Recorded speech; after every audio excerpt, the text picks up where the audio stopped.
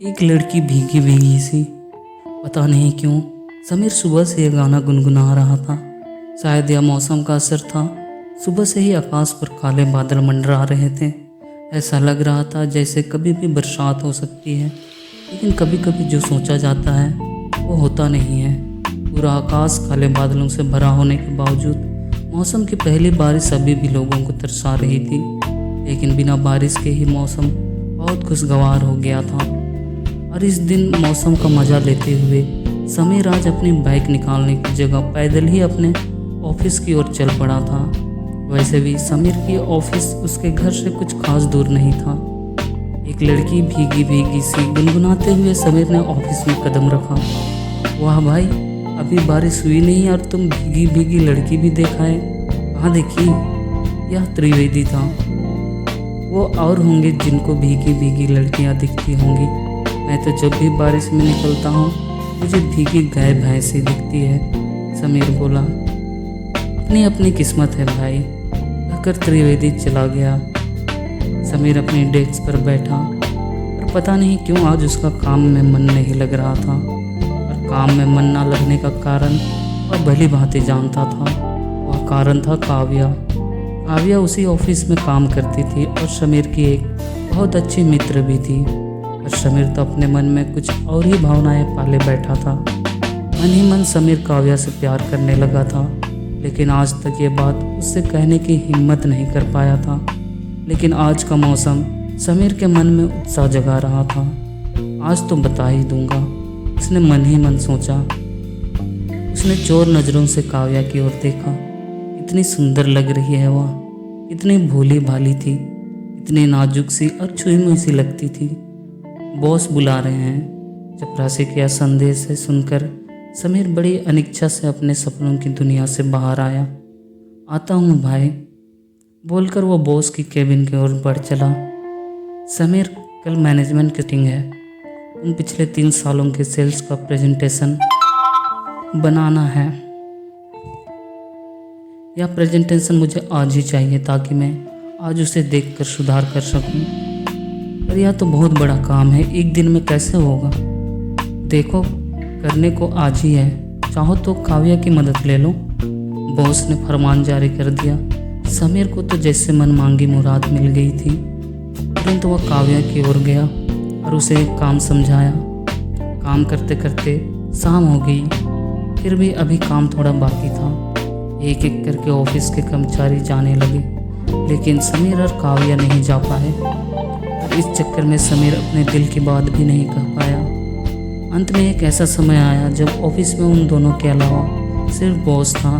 काम खत्म करते करते रात के 9 बज चुके थे। अरे समीर, देर काफ़ी हो चुकी है, तुम एक काम करो, काव्या को उसके घर छोड़ाओ, बॉस ने कहा। ठीक है, समीर को तो यही चाहिए था। इसी दोनों ऑफिस कॉम्प्लेक्स से बाहर निकले तो बाहर का नज़ारा देखकर स्तंभ रह गए।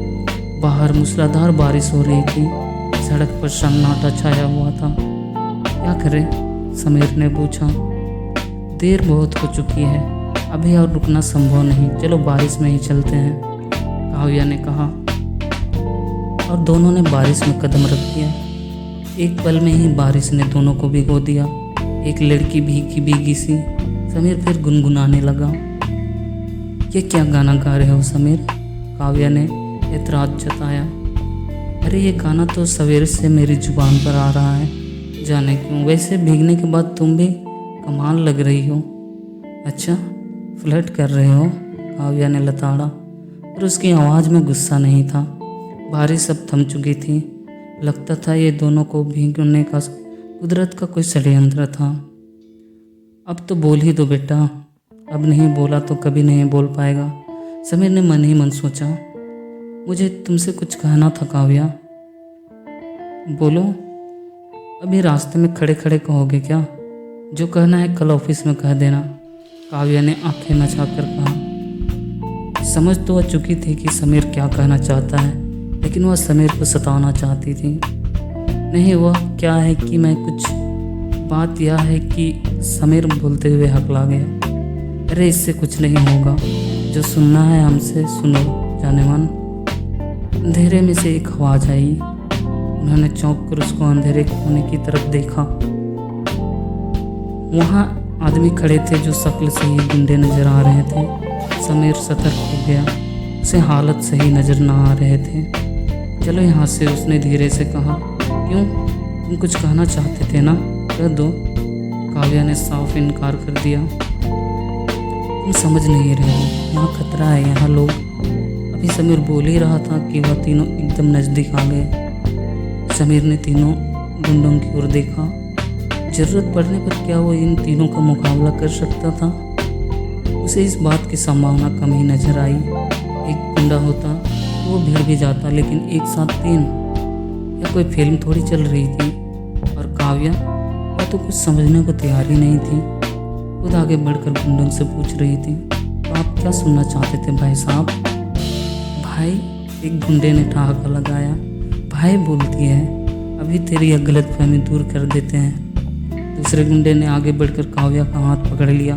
तभी जैसे बिजली कौंधी।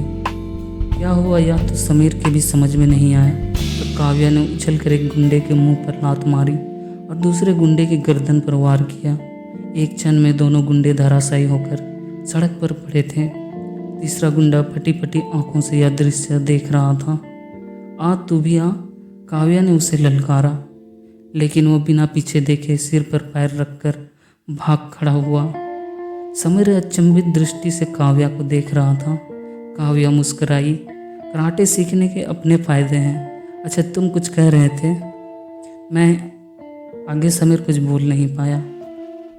काव्या ने एक गहरी सांस ली, फिर कहा, ठीक है, लगता है मुझे ही कहना पड़ेगा। समीर, मैं तुमसे प्यार करती हूँ। क्या तुम भी मुझसे प्यार करते हो?